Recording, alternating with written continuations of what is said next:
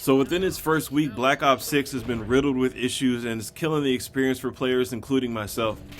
Now, if you've been around for the last few years, you already know the main issue we're going to get into today. I'm sure you guys do. But I want to start with some of the other issues that need to be addressed as well. So, the maps. Some of the maps in this game have zero flow to them, and on maps like Protocol, pushing against campers who manage to grab the B flag, for example, it's in the middle of the map and it can just feel pointless at times. You get a few kills, you push up for a capture, only to get beamed by somebody on another OP head glitch that was on a different line of sight that you couldn't account for while trying to push for the flag at the same time. It's something that a teammate would normally help you with, but we're going to get into the teammate situation in just a minute.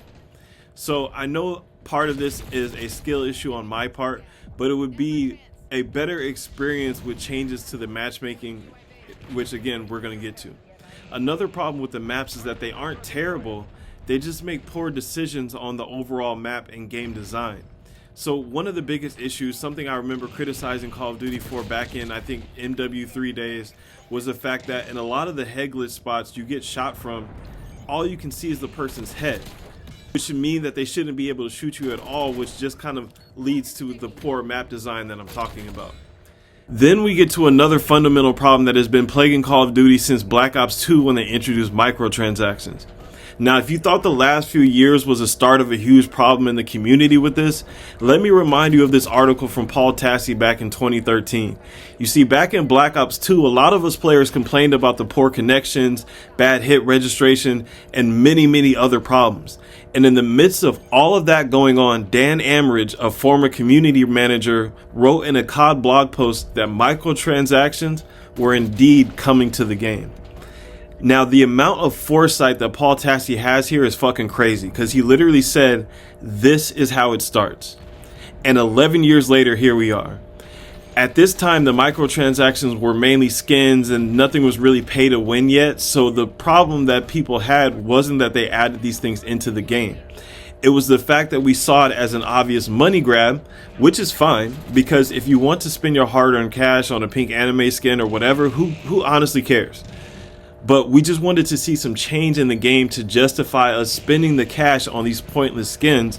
And of course, with all of the money they were making off of it, they never listened to the community, which is exactly the same problem that we're still having today. We say things like, fix the servers. They offer us DLC. We say the matchmaking system is broken. They offer us some random new camos or whatever shit they're pushing in the store that week. It's a constant cycle of putting out half-baked content, then holding out your hand while never offering what we ask for in return. A prime example of this would be this weekend with the introduction of Double XP and Nuketown 24/7. These are things that we should be excited about. And I recorded the first few games that I played on Nuketown, and they were pretty bad. I'm not even gonna lie. I'm not even gonna hold you. I got fucking cooked like my first two games playing on Nuketown and trying to get used to playing the map again. But the real problem started when I had a good game on Nuketown. You see, I had unplugged my laptop that I record with from my Xbox, and I was just playing straight through my TV, and I had a good game, so something that I wanted to use for a gameplay and share with you guys. And I said, you know what, I don't have my recording set up on right now, but no worries, I'll just record it from my theater mode after the game, only to find out that Nuketown, the map that should have been here since the launch of the game, doesn't even work with the theater mode. I've played about 10 games on Nuketown, and as you can see, not a single one shows up here. So it looks to me like in true Call of Duty fashion, we have issues that still haven't been addressed, new DLC that they want us to either pay or grind for, and basic functions of the game that they advertise that are still not working. And things like this is what started the toxic relationship that a lot of COD haters and COD hate channels have with the game still today. And it's an ongoing issue that I just really don't see changing at this point. I'm numb to it at this point. Then there's the elephant in the room, that's skill-based matchmaking.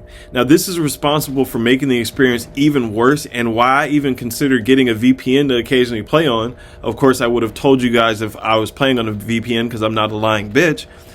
But I would have used that to occasionally play on, because you can literally feel the game working against you at times. When it comes to the teammates you get placed with, I mean, on a very rare occasion do I get a bot lobby. More often than not, I have teammates who have no idea what's going on and spend most of their time feeding enemy kill streaks and running away from the objective like they're allergic to the shit. Meanwhile, any flag that you touch has 2 or more enemies babysitting it, which can be super annoying as a solo player. It's just super frustrating, and it feels like it's a waste of time. And it's funny that I say that because in their blog post where they explain this matchmaking system, one key part that they wrote here is that they wanted it to not feel like a waste of time for players. And that's exactly what they're doing by implementing this system. It's just the stupidest thing ever, where they keep trying to tell us that this thing is going to fix some of these problems that we're having, and we're trying to explain to them that this is what's actually causing the problem and making it worse. And they just keep trying to force this skill-based matchmaking down our throats and telling us that it's good for us regardless. So this is overall just a recipe for disaster, and I didn't even cover everything that the community is currently talking about. These are just what I feel are the biggest problems / issues with the game. And it's just overall bad map design, bad teammates, and a money glitch system to keep cash coming in while never offering improvement on basic quality of life stuff for players.